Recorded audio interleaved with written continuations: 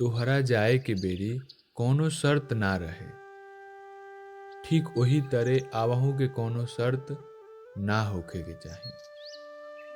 तू लौट अइहा, तू लौट अइहा चेहरा पर गुलाबी रंग चढ़ौले, अखियन में झिसियात बरखा जस बून लिहले।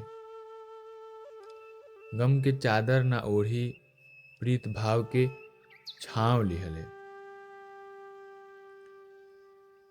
जहाँ हमनी के बिता सकी चैन से एगो पहर, बिना कुछ कहले बिना कुछ बुलले एक दूसरे के हिया में उतर। तू लौट अइहा जब ई आकाश कोनो तनाव भरल सांझ पियासल धरती के बदन चूमी। आ हम ताकब तुहार राह, ओह दिने राह के हर कठिनाई से बच बचा के तू बस लौट अइहा।